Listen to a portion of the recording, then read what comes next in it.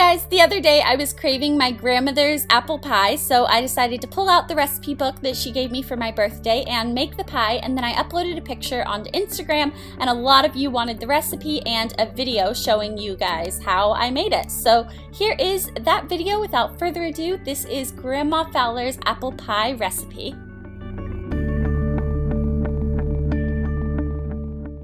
The first thing you need to do is core, peel, and slice 6 Granny Smith apples, and I've already done this before, so now I'm just showing you the final 2, and please excuse my bandaged finger. I picked up the curling iron from the wrong end, and my thumb definitely got the worst of it, and I totally went out of frame when I was peeling the apples, so I'm going to go straight from coring into slicing. So basically you just want to get all of the skin off the apples, and yeah, now we're going to go into slicing them. So you just want to do thin slices throughout the apple and toss it into the bowl.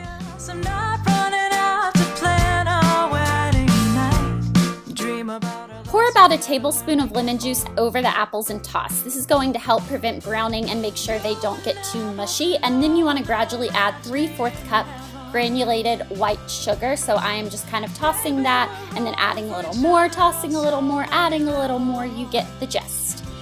I like to talk, you hate to listen.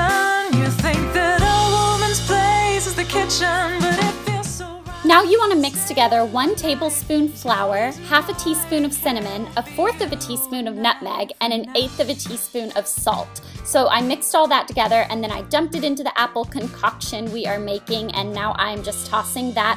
And you just want to make sure that you are being careful when you're tossing the apples. You don't want to be too rough with them because that can make them brown and then they'll get mushy really quickly when you are in the oven. Now you want to pour the apples into a strainer that is placed over a larger bowl to catch all of the juices, and let this sit for about 15 minutes, and then you will see all of the juices have been released, and it's better to catch it now than to let it sit in your pie and make your crust all soggy. But we don't want to waste this because it tastes super good. So we're going to put it in a microwave safe container. I'm just using a Pyrex measuring cup, and then you want to add 2 tablespoons of butter. So I'm just slicing it so that it melts evenly and it doesn't really burn and stuff like that. And then you want to place it in the microwave for about 6 minutes, or as long as it takes to bubble and boil and make a thicker caramelized type consistency instead of a liquid. And then you want to take your pie crusts and line your pie pan. My glass pie pan is actually at a friend's house where my last pie went home with them, and I haven't got it back yet, and I'm just using pre-made pie by Pillsbury, or pie crust. You guys can make your own if you want. I find it doesn't taste that different, so I just cheat and buy the pre-made kind. And then you want to cut the top section into 1-inch sections vertically or going down. So we are just cutting that. You don't have to be super perfect with it, but about 1-inch sections.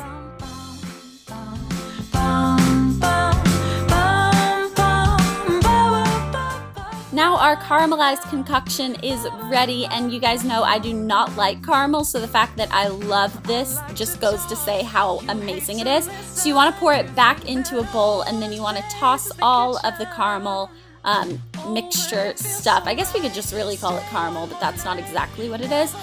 You just want to toss that in with all of your apples and kind of redistribute it as evenly as you can. There's no reason why it can't be you and I from now.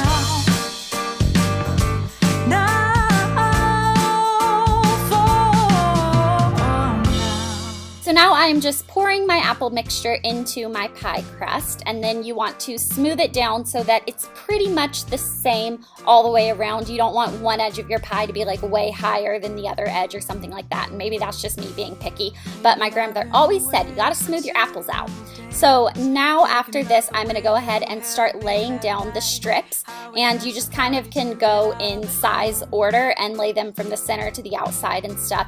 And I actually decided that I was going to eliminate one of the side strips right here to give it a little more of a gap. That way you can really see the basket weave.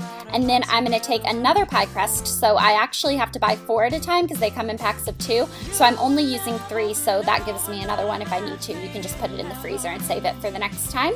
And so I'm just cutting these again, and then you want to flip back every other one of the pie crusts, and you're just making a basket weave motion. So it's probably easier to watch me do this than for me to try to walk you guys through it. But you can see for every other one, I'm flipping every other one over, if that makes any sense at all. I don't know any other way to explain it to you guys other than just kind of showing you and say that when my grandmother was showing me, this is just how she said to do it, and it's the best. So then you just want to push all of the sides in together, and this is the best time to go through and kind of straighten up any of the lines if you need to.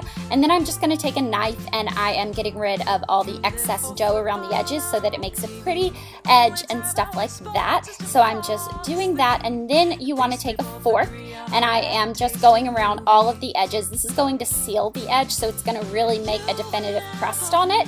And then it is also just a cute little way to decorate your pie.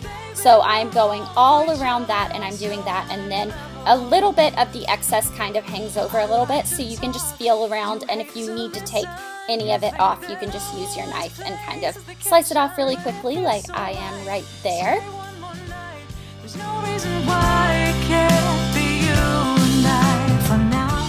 So now the last but certainly not least step is to take some granulated white sugar that is mixed with some cinnamon and sprinkle it around the top, and then you want to put it into an oven that is set at 425 degrees for 30 minutes. And if your edges start to get brown, cover them with aluminum foil, and that way they won't burn. That's probably the biggest and most important tip of this entire thing. You don't want your corners or edges or crust to brown too much, because then they burn.